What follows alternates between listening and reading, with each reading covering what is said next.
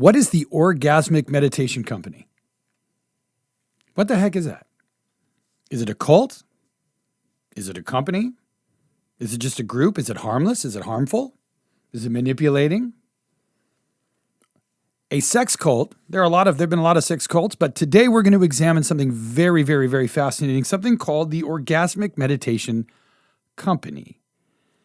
They call themselves Omers. Some people call it a cult.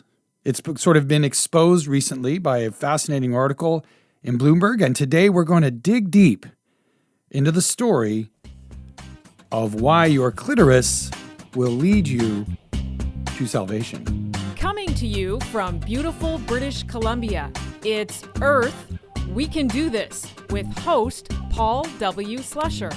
Well, okay, so welcome everybody. So let's just jump right in. Hello, you are listening to, again, as you just heard from my wonderful announcer, Earth, We Can Do This. I'm your host, Paul W. Slusher. We are coming to you from beautiful, beautiful British Columbia, Canada. But hello to the world, everybody who's listening. This is a really interesting podcast. Normally, I like to jump into podcasts that are about saving the planet and helping people and talking about health issues, mental health, physical health, etc. But today I'm going to take you on a bit of a journey. It's a little bit different day today, different style of podcast today, even for those watching on YouTube, which you can also, Earth, We Can Do This on YouTube. You can see that. We are doing a little bit of a format. You actually see the studio where I'm in a little bit differently, not just some big backdrop, so it looks a little bit more natural. We're trying a few different things here. But what I want to talk to you about today is, well, actually, wait, before I jump into that, first I got to let you know, as the announcer said, this podcast is brought to you by contactsforless.ca. We are exclusively in Canada right now. We give 51% of our net profits away to save the planet. I'm the owner, founder, director, CEO. I'm the whole thing. I'm the big boy. My wife and I own the company. We're a humble little company doing really good work. If you buy contact lenses online in Canada, please use contactsforless.ca. And if you're in the United States, don't worry, we're coming. We're building our US version of the site as we speak. And we'll be launching contactsforless.com. Well, you can go to contactsforless.com right now and it'll redirect to .ca. But we're going to be in the United States very, very shortly. So don't worry, United States, you're going to be on board with this awesome company. But let's jump into this topic about the clitoris, the orgasm as a spiritual force. I'm curious myself. I bet you are too. This is really quite a journey, a very different kind of podcast than I normally do. And I think it's not sensational. I'm not trying to be a sensationalist. And look, I'm going to be really straight right from the beginning and tell you that I 100% believe that people should live the way they want to live. I'm not the kind of person who's going to sit here and judge somebody because they like orgasms, or they like it when other people give them orgasms, or they want to live in a house with a lot of people that like to do orgasms. I think that's fine. You can do whatever you want to do.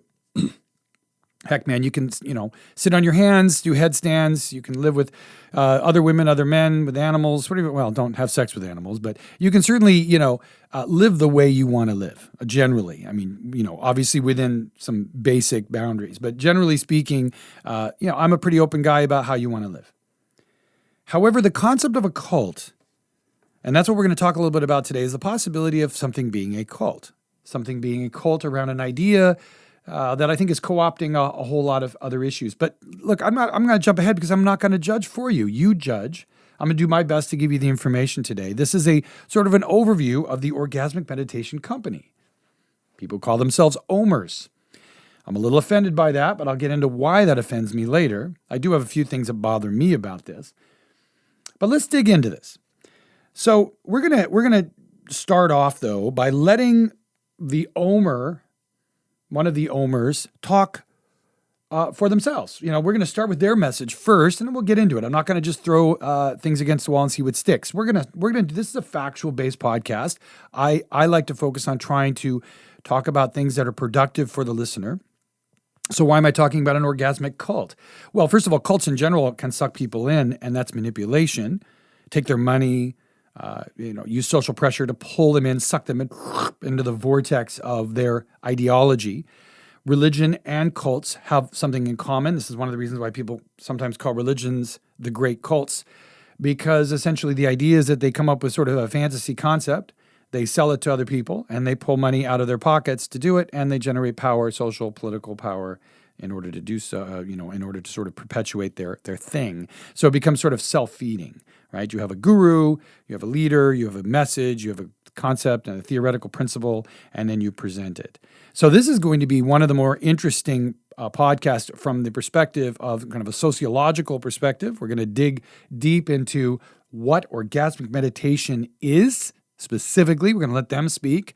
I'm going to, on the back end, talk a little bit about what they are talking about and what are the problems that I see here. And then there's a whole lot of great audio bits that we're going to use as backdrops for this discussion. So stay tuned. Here we go.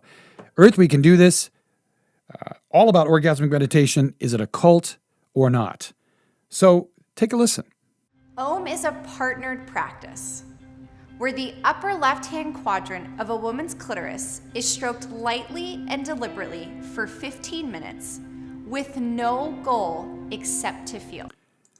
Okay, so that's pretty self-explanatory. Let's dig a little deeper. Some of the benefits of OM include feeling confident and self-expressed, increased vitality, learning to use desire as your guide, better sex, and deeper relationships. Yes, it's good. Yes, it's good. Well, we all know orgasms are pretty good. I think that's kind of history will teach us that. Increased vitality. That sounds like a male testosterone pill. Advertisement, that is. So anyway, interesting. So this amazing, groundbreaking, quote unquote. You're going to get to hear from the founder today, by the way. She's a fascinating story. Nicole, good old Nicole Daedone. I think that's how you pronounce her name, or Daedone. I would pronounce it Daedone. It's got an E at the end. I'm not certain its proper spelling.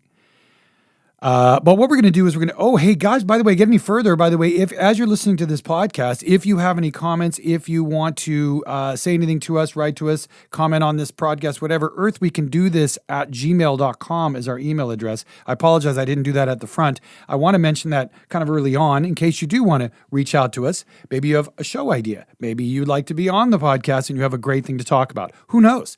I don't know. Let us know. We're always open to discussion. But we're gonna hear from Nicole, and this is not Nicole. However, this particular piece is not Nicole. We don't actually quite know who this person is. We think that might be one of the main salespeople who ended up resigning, but it's not certain because it doesn't claim any name on the video bits that we're getting this from. But let's go dig a little further. It talks a little bit about how you can't do this alone. So this interesting. The basis of this particular spiritual practice cannot be done alone. That's interesting on its face. OM is a partnered practice. You can't OM alone or with a vibrator because you can't take yourself out of control. Just like you can't tickle yourself, you can't cultivate this type of orgasm solo. This type of orgasm solo. Okay. I mean, look, I understand, you can masturbate or you can have sex with another person. So I guess both are possible. I struggle to understand at the door, why you can't have a spiritual practice that is alone. I mean, ultimately, you were born alone. You will die alone. Essentially, your spirit form does not merge with other spirit forms. So, or your soul, whatever you want to call it. So, how in the world can a deep spiritual practice actually require another person? Unless it's just a practice and not a spiritual enlightenment process. But let's dig deeper. There's more to dig into. There's a lot to this story. Orgasm, as experienced through OM, is full ignition of the body and a saturated feeling throughout. A saturated feel. A saturated feeling without. Okay, so we're talking about a full body experience from an orgasm. Well, I mean, I don't think anybody would disagree that an orgasm does create a full body experience. So what is it about this orgasmic meditation that makes it so unique or special? Or powerful, or, whatever. So let's go into the last part about it. A little bit about the stroker role. There's nowhere to get to, and there's nothing to achieve for either the woman or her stroker. The only thing that's required is they notice what they're feeling. Ultimately, OM is a practice, so you don't need to be turned on or in the mood to do it. Okay, so you don't need to be in the mood to do it, and you just need a stroker. I'm intrigued. I bet you are too. So let's take a second here before we go any further. Now let's let's briefly discuss where this group started, kind of where it comes from, and then we're going to get to listen to Nicole herself. We're going to listen to her, what she has to say about in a TED Talk, and she's quite revealing. And there's a lot that she says here that actually you can glean about what the purpose is. But before we get deeper, you might be wondering, why are we actually talking about this, though? Well, Bloomberg came out with a fascinating article recently. A woman named Ellen Hewitt really exposed the group in a very profound way. There are still groups kind of similar to them. They're not exactly the same, but they're kind of early origins of it. We're going to get into the early origins of where this group sort of emerges and Nicole's whole idea.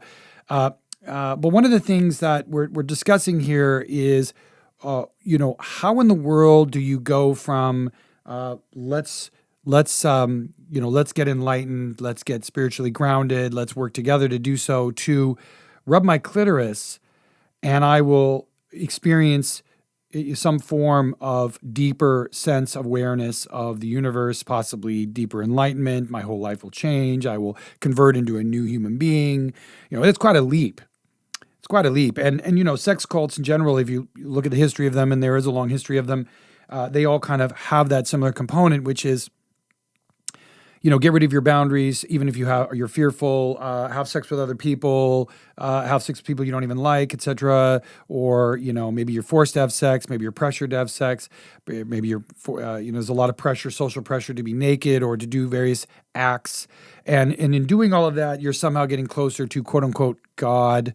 You're getting closer to some deeper sense of self, et cetera, and so on. Now, there are some people that are listening and saying, well, what's wrong with all this? I agree. Look, if you want to do all that stuff with another person, you're all good with that. But when it gets to money, when it gets to taking people's lives over, when it gets to putting social pressure on them and pushing them to push an agenda and to create an organization, look, this is called the Orgasmic Meditation Company. And from everything I can tell, it still exists. It's just they're kind of hiding right now. They're sort of in shutdown mode. I'm not sure what they're doing. There's nobody to contact. There's no website anymore, but they're still out there because apparently they still have a CEO and they're still a corporation. So who knows exactly what's going on. But let's talk about the history. So if you're curious about what the Orgasmic Meditation Company, its history is, let's jump into that. So this group was created there are two different sources. One source tells me 2001, one tells me 2004. So let's just say it's in the early aughts, right? That's what we call it, right? And there is a website. There was a website, OneTaste.us, that has now been disconnected. There was a 1-800 number that was disconnected. There were all these courses that were thousands and thousands and thousands of dollars. Those have all been disconnected or, stopped. No new videos on the YouTube channel for over 2 years, maybe more than that, 3 or 4 possibly at this point. However, houses still exist. And as I said a moment ago, there is still a CEO, at least from what I can tell. Again, it's one of those things where you can't really quite tell what they're doing or what they're about. I'm not saying they're hiding. I don't know what they're doing, but it's funny how they sort of exist and don't exist sort of at the same time. But let's talk about the history. This is interesting. There was a guy named Victor Barranco. Okay, and I'm going to read a quote from a really good report on this guy. He was a bit of a con man. Some people see him as a con man, a 1970s sex commune guy. And he started a series of sex communes called Morehouse. And there was a series of them called Morehouse communes. There's still one in Lafayette, which is near San Francisco. For those people who are critical of San Francisco, you're probably rolling your eyes going, well, that makes sense, San Francisco. Heck, I love San Francisco. It's a cool city. I have some friends who live in the Bay Area. But I will say that, uniquely, certain parts of the country do have a propensity to go a little nuts into a fringe area. San Francisco has that history, so that doesn't surprise me. But I'm not here to bash San Francisco. San Francisco, beautiful city. And if you live in San Francisco, you're blessed. It's a great place. But I'm going to read a quote from this report on Barranco. The FBI, by the way, got involved with this guy because, listen to this. Victor Barranco, a mercurial figure, was central to the first iteration of Bay Area sex cults in the 1960s and 1970s. He ran a series of communes called Morehouse, or alternatively Morehouse communes. He was a master marketer and con man extraordinaire, reinventing himself as a love guru just in time for the free love generation. But to Barranco, a clitoris was mostly a button for profit. This led to foreseeable outcomes, namely sex abuse and allegations of prostitution, which toppled the movement in the early 1980s. So this little group that got started, excuse me, I had to clear my throat there. This group got started and it sort of got, had to get sort of shut down. The FBI started investigating and discovering that this guy was sort of running a sort of a money orgasm commune thing and living off the money that was coming in, asking people to give up their money, give up their et cetera and so on. And people were willingly doing it. There is still a group, like I said, at Lafayette Morehouse. And I went to their site, I read their FAQ page, and there's really one thing I just really have to share with you. I mean, first of all, it's odd that they're really into purple limousines. They ride around together in purple limousines. I'm not making fun of them, really not. This is not a bash people in communes broadcast. But I do think that you want to look at the facts and you want to examine them and understand what they mean and why. And why purple? Well, they kind of say, why purple? Well, just because. I mean, that's basically their answer. But this is an interesting thing that they're into. And I want you all to sort of ponder this. We all know what hedonism is, right? It's this idea of pleasure as the core of your action. To just pursue pleasure. Listen to what the Lafayette Morehouse says here. Hedonism is an ethical point of view that has the pursuit of pleasure as the highest goal. The pursuit of pleasure as the highest goal. So that doesn't mean altruism, philanthropy, helping others, loving yourself, being calm, being in a meditation state. Nope. None of that is the highest goal. The highest goal is the pursuit of pleasure.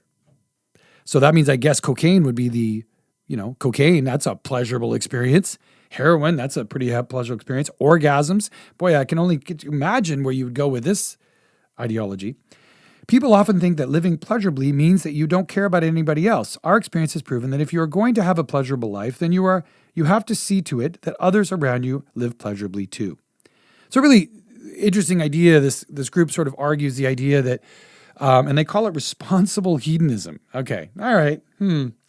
Well, I could make a whole show about hedonism and why or why not. That might make no sense at all from a spiritualist viewpoint. But, look, I'm not here to judge. You want to be a hedonist? Hey, go for it, man. You want to be a Satanist? Go for it. You want to be, just don't make other people do it, push them to do it, take their money, et cetera, and so on, and socially pressure them. When they leave, kick them out, Scientology style, you don't exist anymore, you're dead. And by the way, that sort of exists here in this One Meditation Company thing. But we're going to get into that in a second. So why do I bring up Lafayette Morehouse? Why do I bring up the Morehouse communes at all? Well, because they were the starting point for our wonderful leader or founder, Nicole Daedone, or Daedone. I'll just say Daedone. I'll stick to that. Let's jump into why she became sort of connected to this group very early on. She was a student of Barranco. And so interestingly enough, she came on the scene. I'm going to read again from the same report that I read a moment ago. When Daedone first sprung onto the scene, she presented herself as a sex-positive life guru and wellness expert. Wellness expert, I love that. It's kind of like life coach. Everybody can be one. I just call themselves one. She joyously reported to anyone who would listen that she discovered a cure for our times: slow sex and better orgasms. Armed with all the charm and smarm of the worst kind of TED Talk. And by the way, we're going to get to that TED Talk. Oh, that's fascinating. Daedone mainly recommended that men and women need to learn how to focus on a woman's pleasure. Now, this is really an interesting aspect. The woman's pleasure. Now, look, I understand women have been oppressed for all of time.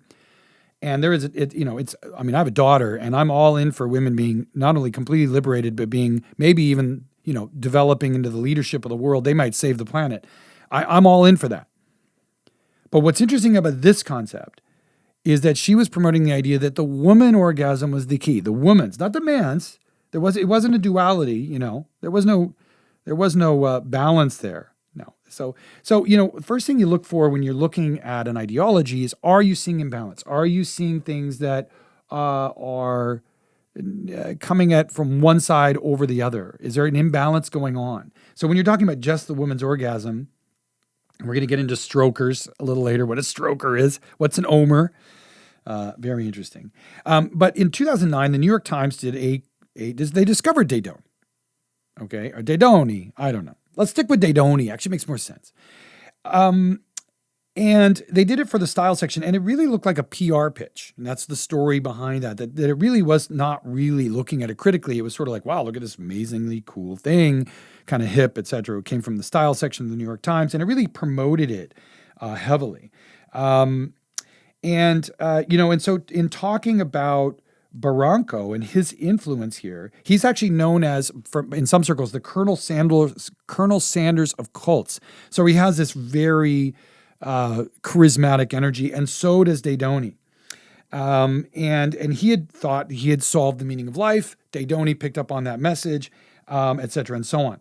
But listen to this little quote from the same report. But Barranco not only had teen girls and young 20-somethings giving him handjobs in the name of spiritual healing and self-realization, he also convinced his commune members to dedicate their labor to building him a fortune by fixing up Victorian homes, which he would then sell. So right away, you start to see this sort of pattern, coming from this. Now, OneTaste, Daytoni, this is also referred to as OneTaste within the circles of the group. The Orgasmic Meditation is also referred to as OneTaste. Let me clarify. So when I say OneTaste, I'm talking about the same thing, the Orgasmic Meditation Company. She had tried a bunch of other things. Daytoni had tried a number of things, sort of what you might call proto-cult type things. She got connected to a Theosophical Society. She started co-founded an art gallery and tried to create sort of a spiritual, sexual thing around that. So she was always trying to find this outlet for what she was doing. So the problem is, though, early on, people were coming out of their experience with her and saying, hey, I'm not necessarily, this is not really, some people, it's completely released me. But some people were saying this really like messed with me. There was one story I read about a woman who had been raped. She had a child molestation, and this thing just unleashed all this PTSD for her. And, she was an incest survivor, apologize. And the reality is that, these kinds of practices, when they're unmonitored, when they're untested, and they're just sort of randomly thrown out there as solving things, can often cause more problems than they solve. And to be honest with you, there are more victims of this group than there are proponents, by far. But what makes this interesting is it's a bit of an instruction manual on how cults get created, how they get promoted, and how they grow. Okay, so we're going to get right into, and by the way, in 2018, the FBI got involved with this group and started investigating them because they thought there was sex trafficking and prostitution. They were using sex. There was sexual assault charges, et cetera, and so on. So there's a lot to talk about, but I'm going to shift gears for a second before we get to Nicole Daytoni. You may have heard of a concept called Tantric Sex, right? It's a Hinduist concept, maybe a form of spiritualism. And I'm reading here just from just a really normal sort of non-tantric site, but they give a very good general definition. It's on medicalnewstoday.com. Tantric sex is a slow meditative form of sex where the end goal is not orgasm, but enjoying the sexual journey and sensations of the body. It aims to move sexual energy throughout the body for healing, transformation, and enlightenment. Tantric sex encourages people to get to know their own bodies and become in tune with them. By understanding the desire of one's own body, one can incorporate this during sex with a partner. This may lead to greater sexual fulfillment and more intense orgasms. To understand what one's body wants, it can be useful to engage in tantric self-love or masturbation. I actually played around with tantric sex a little bit. I had a partner in college who was a really kind of a hippie girl, like really cool girl, really just beautiful woman. Honestly, loved her to death. And she practiced tantric sex. And when I was with her, that was something that we kind of experimented with. And it was really something very special. What I find interesting, though, about the Orgasmic Meditation, the OneTaste group, whatever you want to call them, the OMers, is they sort of create this business concept, quasi-spiritual enlightenment, Star Wars, version of the Force around an orgasm thing.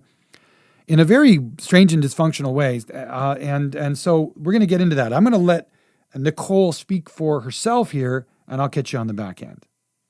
So I began to question whether or not this brilliant, life-altering notion that I had was actually right. And I began to give up. Until all of a sudden, in some odd storm, the New York Times discovered us. And when that happened, people began to flood into our doors, person after person after person. And fundamentally, each person was saying the same thing. They were saying some version of, I'm hungry. There's this gnawing sense of hunger that I can't quite reach. I don't know how to touch it. So I was very clear, and I would say to them, orgasm, and they would say, huh? And I would say, orgasm, and they would say, huh? Yeah, I say, huh? Huh? Orgasm? Okay, so let's follow this. I'm keeping an open mind. When I researched this podcast, I came across this sort of in a random way. I thought I'm going to keep an open mind. My own birth mother, who left me when I was a child, was into communes, got naked, took LSD, ran up in the mountains, did all sorts of crazy stuff. And yes, she was an abusive, neglectful, horrible person in many, many ways, and probably mentally ill. But that aside, I was always open-minded. I've always been open-minded to the idea of people who want to get naked together, who want to do various things. So I am a perfect example, a child of a mother who experimented heavily with her lifestyle. So I'm kind of unique in the sense that although I have the negative experiences with that, and I have my own PTSD-related experiences, some of which relate to her, but I also tried to love her in the best way I could as a young child, knowing my mother was so different. I'll refrain from calling her completely messed up because there was a good person somewhere in there, but she was seeking, and I understand seeking. I understand that. I've done my own seeking as well, so I get it. Okay. But what Nicole's talking about here is almost as if she's talking, she almost says it right there. These people are hurting, and I'm going to give them a solution: orgasm. It's very similar to a person who says, hey, you know what? I want to make money in business. I'm going to come up with a product that I can sell, and you'll want to buy it because it seems to fit your need. You have a need. I want to fill it, and give me some money. It really has that feel here, and she almost somewhat admits it in her own way here in a minute. So let's listen. And it was for this reason that people were coming to me saying things like, I've been married to my partner for 28 years and we haven't touched for 18. Or women were coming to me and saying, I just roll over at night and I hope he doesn't touch me because I don't want to fake it again. Or men were saying, I want to do everything to please her, and I cannot figure it out. Or, more commonly, woman after woman was coming through my office and they were chanting what I call the Western woman's mantra. I work too hard, I eat too much, I diet too much, I drink too much, I shop too much, I give too much, and still there's this sense of hunger that I can't touch. Okay, so again, kind of what I just said a moment ago, which is that what we have here is somebody who's created a product to fill a need. Now, of course, that's what religion does too. I don't understand why the clouds or the sun or the sky are there. Oh, it's God. I don't understand why I exist. Oh, it's God, right? Or it's my religion or whatever. Oh, where do I go after I die? Oh, there we go. It's nirvana or it's heaven or it's this place or that place or some other consciousness spot. Nobody has any evidence of this. They just sort of, I came up with that idea, So religion and cults have this similarity, which is they come up with a fantasy concept. That's why the series is basically the idea of cults and fantasy thinking. This little series that I'm going to be doing, periodically discussing this topic, because fantasy thinking in fantasy form, which is not based on science, not based on anything verifiable, or even really anything that seems logical, can lead people down really, really strange and dark paths where their lives get altered and they get sort of taken over. And then later on, they wake up and go, oh my God, what happened to me? And this is where people come out of cults and they go, oh my God, what happened to me? You hear story after story after story. Now, some people would argue, well, that's only because society condemns it. They come out of it and they realize they're wrong because they think society's judging them. Yes, that's somewhat of that is true. But some of it is actually your intuition, I believe, saying, my God, when I came out of this, what was wrong with me that I even thought I could go down that path? There are many people that are ex-Catholics, ex-religious people who have realized reading religious texts that doesn't make any sense. There's absolutely no science behind this. There's no way you can prove any of this stuff. It's all mythology, storyline, whatever.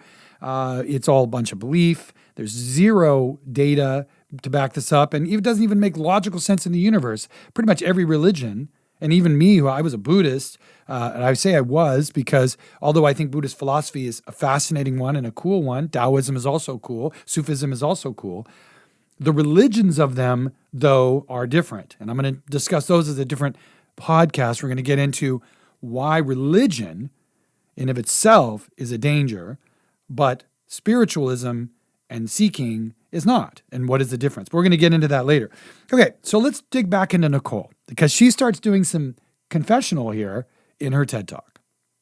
And for the first time in my life, I felt like I had access to that hunger that was underneath all of my other hungers, which is a fundamental hunger to connect with another human being.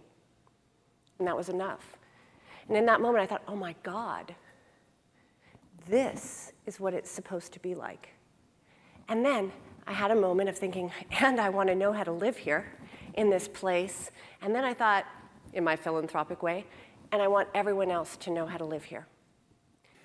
So, I could liken that little bit of testimonial there to somebody who discovers heroin or cocaine.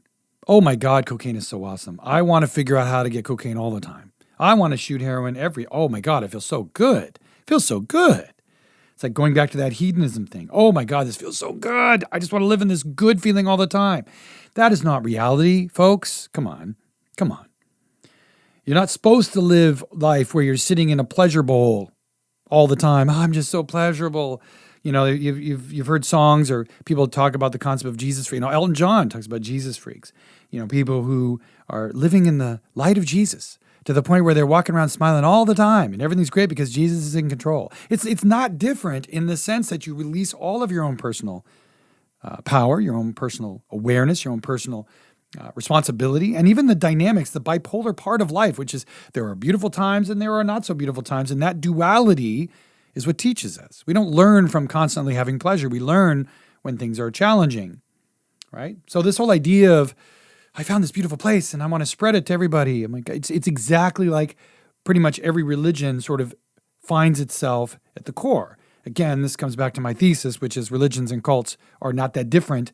The difference between a religion and a cult, in my view, is that a cult is a newer little teeny party trying to build itself up, and a religion is just established, been around a long time, but religions have killed people and lied to people and oppressed people and separated people and done all these terrible oppressive things in order to generate its power.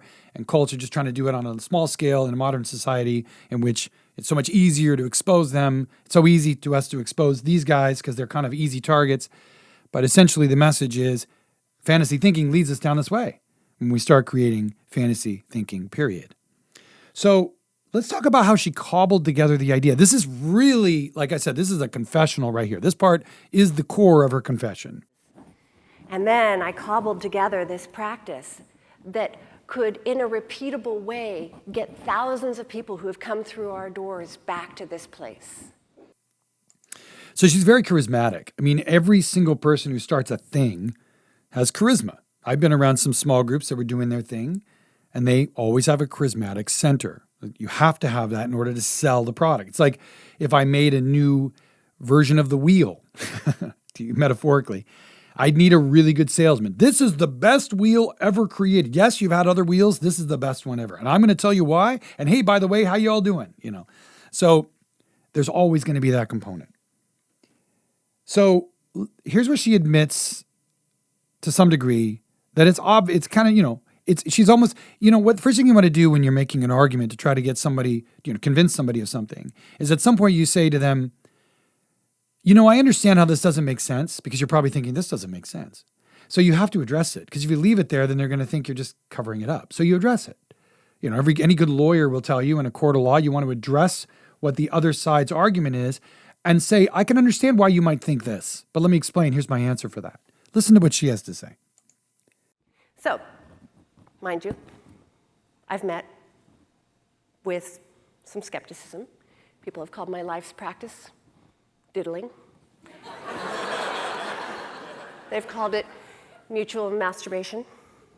Okay, so there we go. So she's kind of making fun of it, kind of laughing. Come on, laugh with me. Laugh with me that other people think what I'm saying is completely insane, right? And they laugh together because that's one of the ways you get people to sort of come on board with you is to say, oh,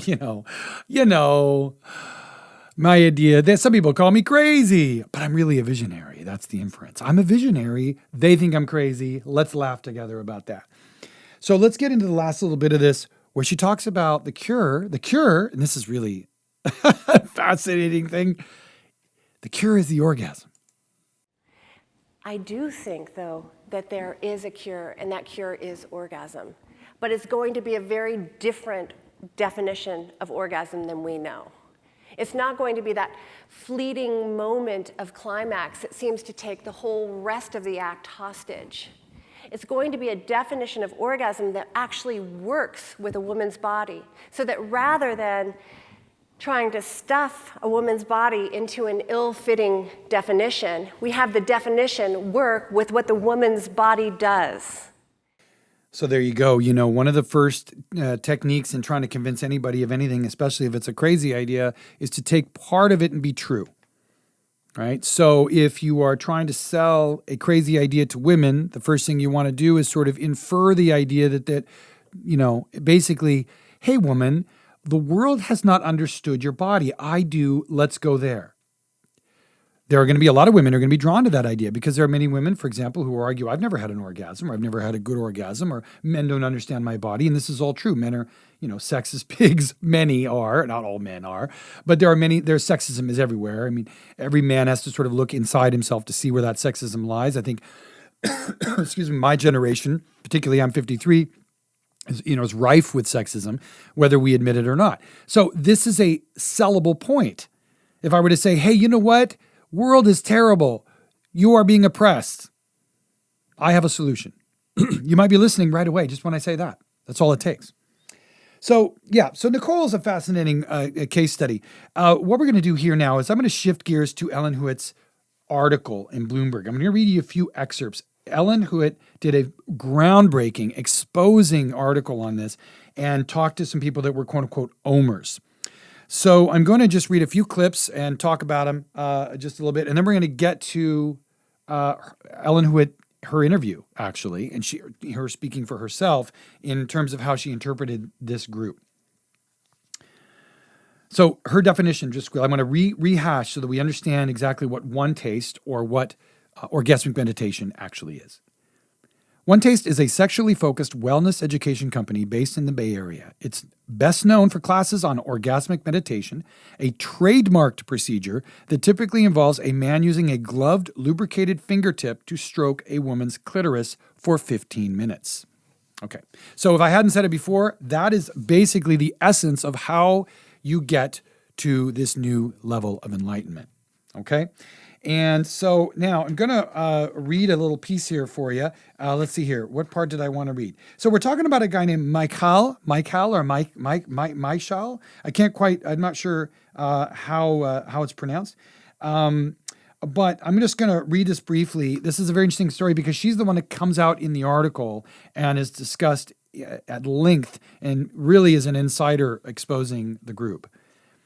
So she takes a first class, right? So that's the first part of this article. Since taking her first class, Michael had started working at OneTaste's sales staff and living in a communal house in Brooklyn with her coworkers. 7 days a week, they gathered for multiple rounds of orgasmic meditation, or OM. By the way, I want to stop right there. OM.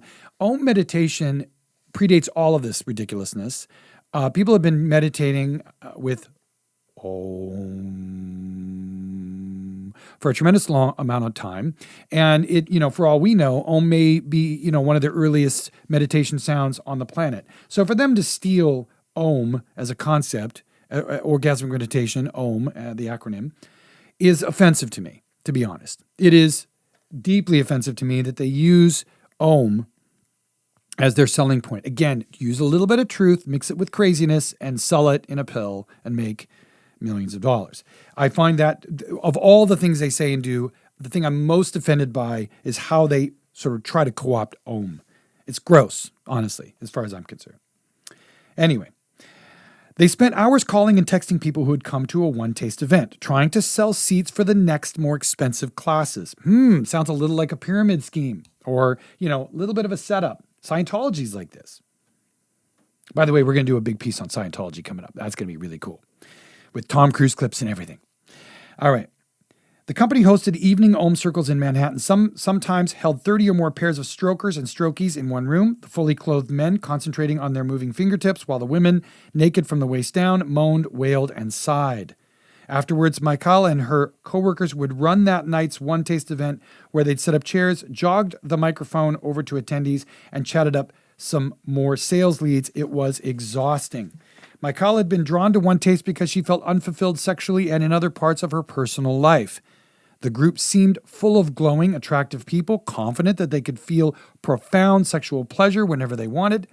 She believed her new life would bring her closer to the center of OneTaste, where those who were experts in Om, do you hear that? Experts in Om, especially the company's co-founder, Nicole Dedoni, seemed to hold the key to sexual and spiritual enlightenment.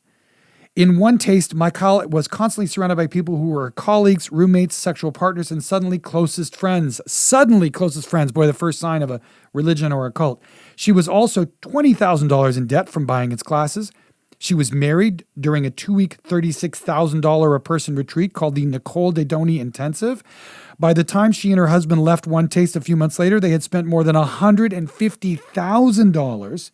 Quote, the deeper I went, the more courses I did, the more I worked for them, the closer I got to Nicole. I knew I was doing something that later would be very difficult to unravel, she says. I knew I was losing control. In OneTaste, I had done that again and again and again. All right. So let's start with Ellen Huet. We'll come back to the article in a minute, but let's just listen to what Ellen Huet has to say. It just felt so understandable to me how they could take those first steps toward something that ended up in a place that was really predatory and maybe even a cult. Okay, so yes, I would agree with that. And after studying this, I think I've come to really realize this. There's another bit in here where she talks about NDA. Bloomberg Businessweek interviewed 16 former OneTaste staffers and community members, some involved as recently as last year. This was written in 2018, by the way. I believe 2018, yes. That is correct, June 2018. Most spoke anonymously because they signed non-disclosure agreements or fear of retribution. Okay, wow. Non-disclosure agreement. So imagine you went into your church or your synagogue or your temple or whatever, and they said, hey, by the way, welcome to the place where we're going to teach you and show you the way. But by the way, sign this non-disclosure agreement. Fascinating. Many of the former staffers and community members say OneTaste resembled a kind of prostitution ring, one that exploited trauma victims and others searching for healing. In some members' experiences, the company used flirtation and sex to lure emotionally vulnerable targets. It taught employees to work for free or cheap to show devotion, and managers frequently ordered staffers to have sex or Om with each other. Ugh, that bothers me so much when they say that. With each other or with customers. That's what they were called. Let's get back to what Ellen has to say. You know, some people just take a few classes and some people it becomes their life. And I think for those in the group where it really takes over their life, some people love it and some people feel like it's the worst thing they've done. The worst thing they've done. Some people love it. Well, that's, isn't that like having the religious experience, right? Okay, let's go to the next little quote from Ellen. And she encountered OneTaste the way that many people do, which is through one of their free events. Of course, I wish you would back up, is in our desire room. You would show up, and it's a bunch of people, and maybe you do something like play communication games. I'm about to write down some desires and put them on the wall. Yeah, we're just going to paper the walls with And she leaves with this impression that these people are really, like they've figured something out. And they continued to get in touch with her, and they said, hey, if you want to learn more about orgasmic meditation, maybe you should take our Intro to Om class.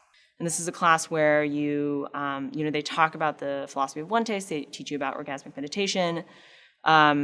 They have a demo in which the two teachers demonstrate one Om session in front of the class. Okay, so so that's the Mikal storyline that I was reading earlier. So that's kind of how she gets sort of sucked in. I want to read another little bit about the company itself. The company has hired executives and advisors who worked at CrossFit and juice maker Adwala. I wonder what Adwala has to say about being mentioned in this article, because they're a pretty cool little company. Fascinating, huh? And Om has won endorsements from Khloe Kardashian and Tim Ferriss of the 4-Hour Body. OneTaste's nonprofit arm is commissioned a study on the health benefits of Om and expects to publish a finding later this year. I could not find that report. This was in 2018, so you'd think 3 years later they would have had it somewhere. I didn't find it. Quote, OneTaste is the Whole Foods of sexuality, the organic, good-for-you version, says Chief Executive Officer Joanna Van Vleck, the former head of Trunk Club LLC. The overarching thing is orgasm is part of wellness. OneTaste did not make Hedoni available for interviews, nor did she respond to requests for comment. So if you're so into being a group trying to enlighten the planet, then why are you not wanting to speak about it, right? Why are you so afraid to bring up or to address concerns publicly? Clearly, we don't want to talk about this. So, so let's talk a little bit about how the connection grows once they got in connection with you. After that, they just kind of kept getting in touch with her, and it happens gradually and then all at once. Like, she got closer with these people. She left her job to come start working for OneTaste, and she moved out of her home to move into an Om house, as they called it, in New York. Okay, so there you go. So, the connection grows. I mean, this is how you get anything to grow, is you go, hey, by the way, I understand you came to the free class. Let's come on over here, give you $10,000. I'm going to teach you a little bit. I've got some experts over here. They're going to show you the way. So coming back to the article, quote, reporters have occasionally used the word cult jokingly because of the practice's inherent kookiness and fierce devotees. But Mikal and others say OneTaste deserves the term full weight. Quote, I lost my understanding of money, Mikal says. There was a lot of psychological manipulation. This is an organization that really preys on people's weaknesses. So there we go. So, and coming back to the origin, this is also interesting to learn about how she quote unquote says that she discovered this practice. According to the story that Hedoni says, that when she founded it, now again, New York Times calls it 2004 is when it got started. There's another source that says it started in 2001. That she met a monk at a party who showed her a version of the technique she developed into Om. And that this basically, I mean, I don't mean to sound crude, but this monk played with her clitoris and she felt something she never felt before. And all of a sudden she felt enlightened, or that she had seen her version of enlightenment. Okay. Yeah. All right. So we'll talk a little bit about the courses here, and then we're going to get into another quote from Ellen. So this is 2018 when the group was still around, but the article goes on to say, currently students pay $499 for a weekend course, $4,000 for a retreat, $12,000 for the coaching program, and $16,000 for an intensive. In 2014, OneTaste started selling a year-long $60,000 membership, which lets buyers take all the courses they want and sit in the front row.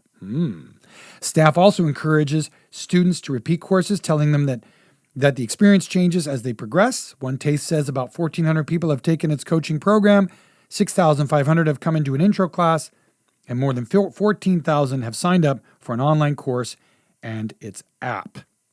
Okay. All right. So let's get back to what Ellen has to say about the orgasm as a force.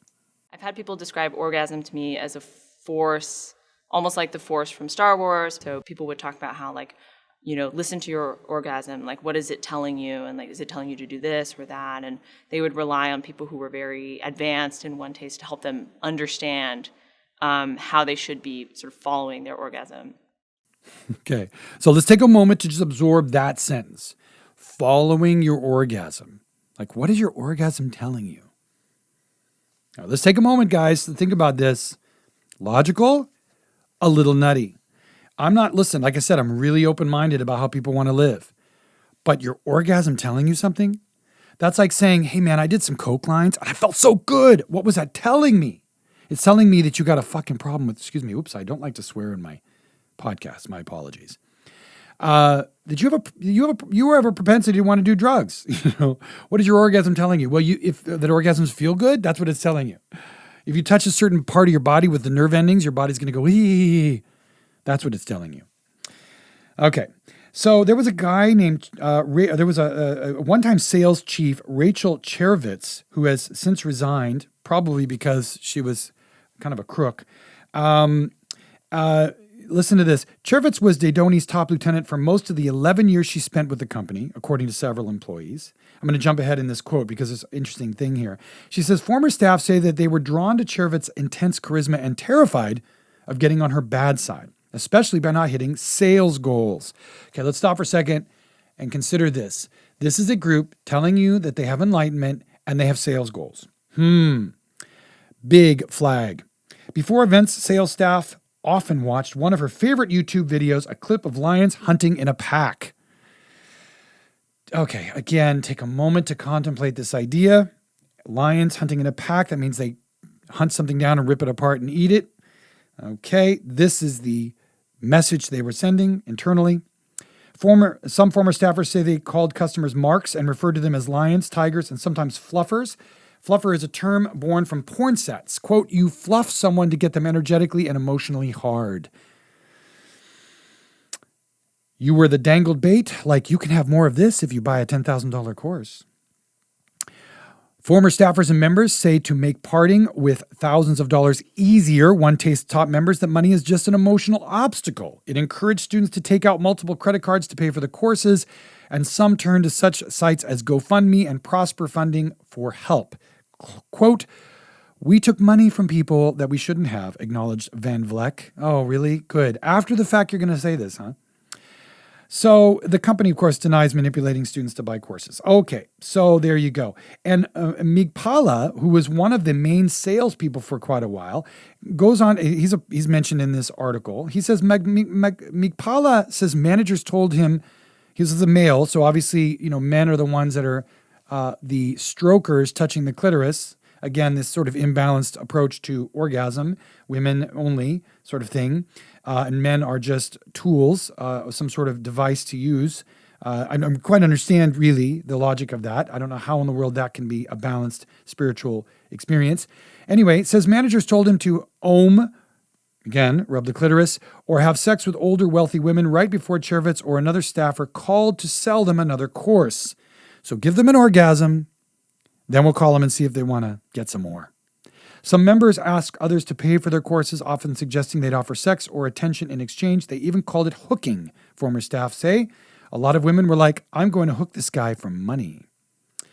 So there you go. The article is a fascinating one. I would look it up. It's called, the title of the article is called The Dark Side of OneTaste, the Orgasmic Meditation Company. It's a Bloomberg.com news article.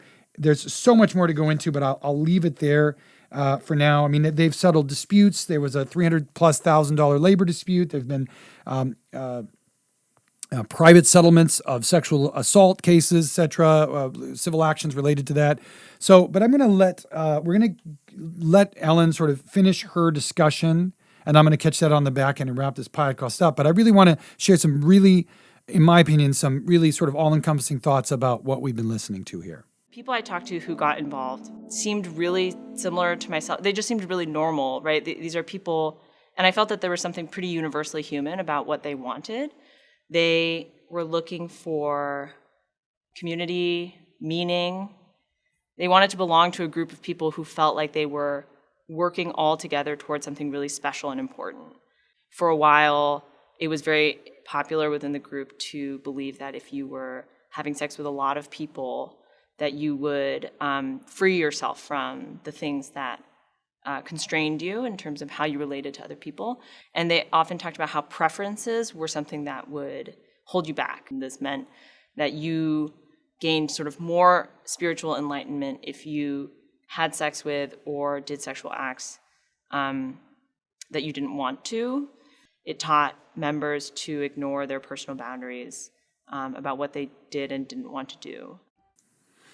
Okay, so think about that. One of the first steps in getting people to sort of follow a thing is to tell them whatever you believe up to now has been wrong. Your boundaries are incorrect. You have a problem, and we're going to fix it. Let's go on and hear a little bit more.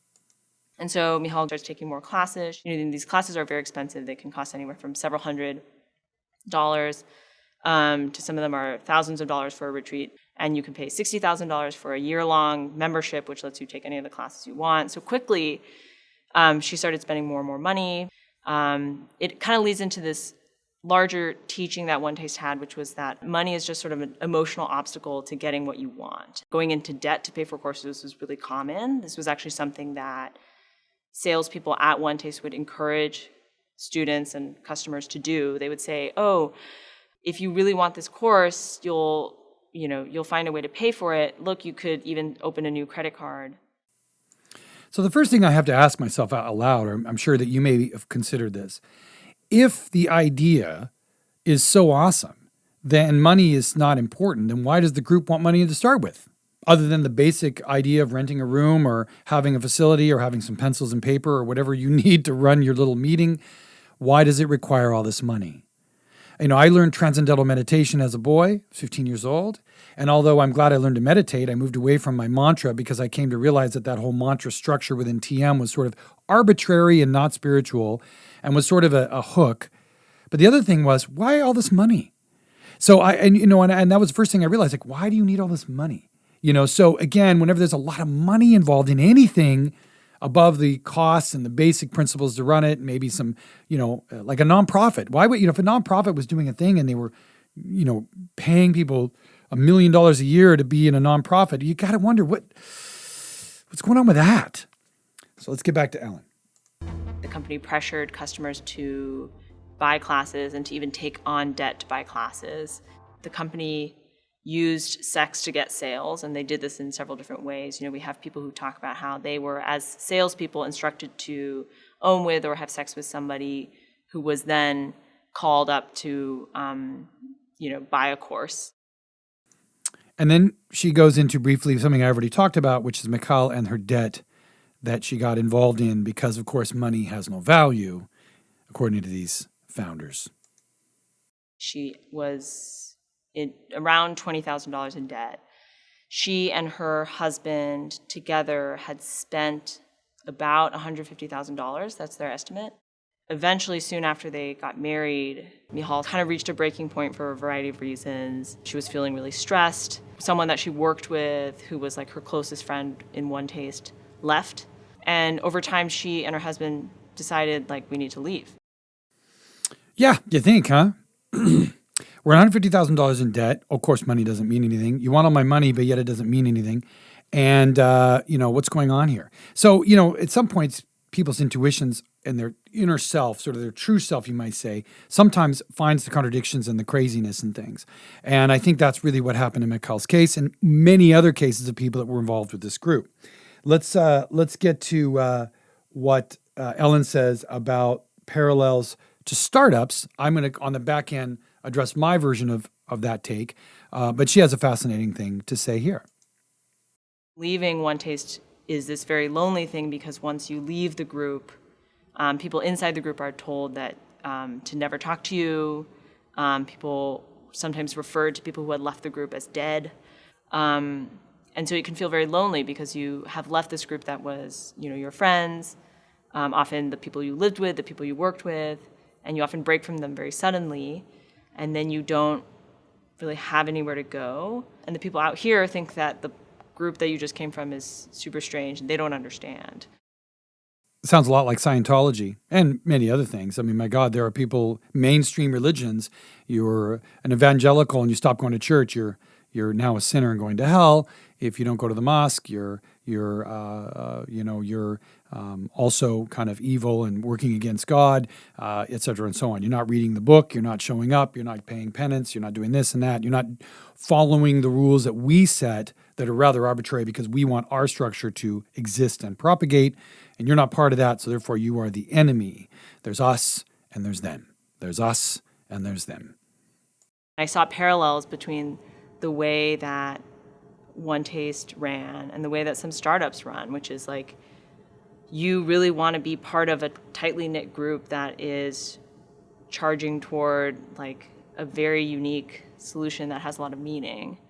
So there you go. So that was the comment I'd mentioned earlier. I kind of mentioned that prior to, I had another quote in between there. But, I love that she brings up the idea of a startup, and I would use a startup or religion, and I've been doing it throughout the whole broadcast. Clearly, this is, in my view, a cult. Why? It fits the definition.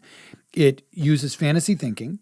It uses that fantasy thinking to propagate the concept that it understands the universe in some way that you do not. It wants you to give up things to promote its idea or co-promote it or be a part of it or some combination thereof. And in some cases, it asks you to give up things to connect to it and be at its core. And I think ultimately, the ultimate philosophy of it is constantly, essentially saying, we know, you don't, sit down, listen to us, we're going to show you how it works, and gosh, watch how much you grow. Now, of course, you could say the same is true going to a university class in a certain way. You got to pay money to go there. Somebody's telling you don't know, I'm going to teach you, et cetera, and so on. The difference here, however, is this. If I take a class in a university and then I leave, nobody's going to go, oh, you parasite, you terrible thing, you left the class. I'm free to come and go as I choose, by the way. And so whenever you have a group that's sucking in money and promoting ideas, again, fantasy thinking, cult thinking, it's all the same to me. You are a cult. So I would officially call the Orgasmic Meditation, the OMERS, the OneTaste group, whatever term you want to use, a cult. The FBI got involved and started investigating them around the time of this article that came out. I've done a lot of research on this. There was no release or report on this. I think the reason why the FBI did not proceed is because basically OneTaste basically shut down. Once they shut down, what are you going to do? I mean, how are you going to file charges? I don't know necessarily if they have any official criminal files on them. It's probably hard to do that when you've got non-disclosure agreements, which can really target people who are part of the group. So there you go. There's your journey into the Orgasmic Meditation Company and the orgasm as a force, kind of like Star Wars. Fascinating, huh? The force of the orgasm. The cure, as Nicole says. So this has been Earth We Can Do This, yet another broadcast, and I really appreciate you being with me today. I hope you've enjoyed this little journey. I hope you've learned something. And not just about this group, but more theoretically what a cult does and how we get involved in fantasy thinking. If there's any lesson to be drawn from this broadcast, it is how so easy it is to have a little bit of truth and a little bit of BS put together for you in such a way that it seems appealing. We're all seeking salvation in our own way. We're all seeking respite from the suffering of life. We are all trying to find the exit from the pain or the frustration, or even really hiding from the fact that we're all going to die one day. And because that bothers us all, our families are going to die, our children are going to die, our parents are going to die, our friends are going to die, we're all going to die. We're killing the planet slowly. Everything seems bleak. God, somebody please help me. This is something that I think goes on in a dialogue internally in almost all of us. Some people decide, hey, I don't know what to do about all that, but I can get down into my own self, meditate, do yoga, plant some flowers, do a sport, have some friends, love other people, whatever it may be, your expression of how you live your life to find joy. But you cannot avoid and you cannot hide from the fact that sometimes you're going to have an ache, a pain, a fear. Sometimes you're going to stop and go, oh my God, one day I will die. Oh boy, that is not a pleasant thought. Anybody who tells me that they don't fear death or they don't fear suffering, I think they're probably just lying to themselves. There's a natural sense. If I walk up to you with a pin and I'm going to poke you, your instinct is to pull away. That is natural. So to pretend that, it isn't, is part of the fantasy thinking. Telling somebody that I can teach you how to never feel pain again, that is fantasy thinking. You also do not learn when you are living in bliss constantly. If all I did was live in bliss constantly, and all I did was walk around just smiling and blissful 24 hours a day, 7 days a week, never felt or ever experienced stress or pain or anything. What is teaching me then? Right? Where is the lesson in life coming from? So if you're involved in any kind of thinking, any kind of thought, any kind of process that tells you that it understands the way, and this could even be your religion. If somebody's telling you they understand God and you don't need to listen to me, question that. If somebody's telling you that you need to give money to this because we're going to take a bunch of money and spread the word because we know, question that. If somebody's telling you that, oh, those other people that were part of us aren't, they're bad, question that. We cannot make this a better planet. We cannot make this a better world if we cannot first address the idea that it is so easy for us to lead ourselves astray from facts, from information, from things we can verify, things that we can study and understand, things that make logical sense in a universal way. Telling me there's a big man in the sky who's dictating my life doesn't make sense.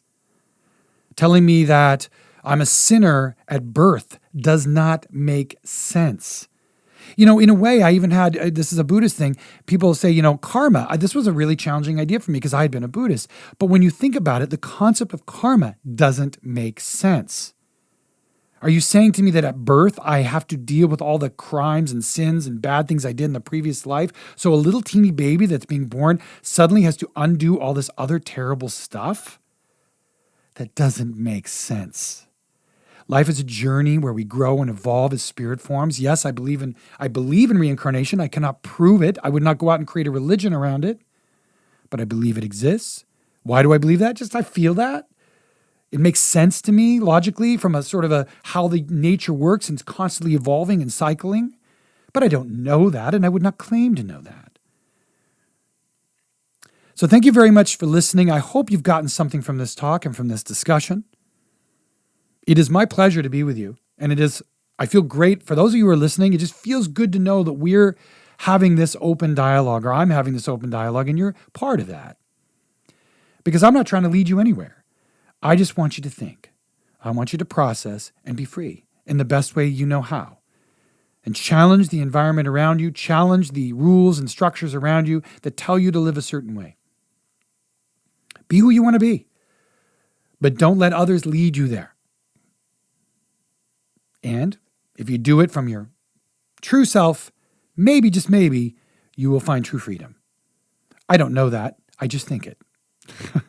I'm Paul W. Slusher, host of Earth We Can Do This. Thank you very much for watching on YouTube or listening on your podcast. And until next time, and the next one's a good one. Get ready. We're going to do UFC, Ultimate Fighting Championship, Dana White, Joe Rogan, completely different subject, but equally interesting. So have a wonderful day, week, year, and life. Thank you for listening. And goodbye, everybody, until next time. Earth We Can Do This has been brought to you by contactsforless.ca, the only online contact lens seller in Canada to give away half of its net profits to help save the planet.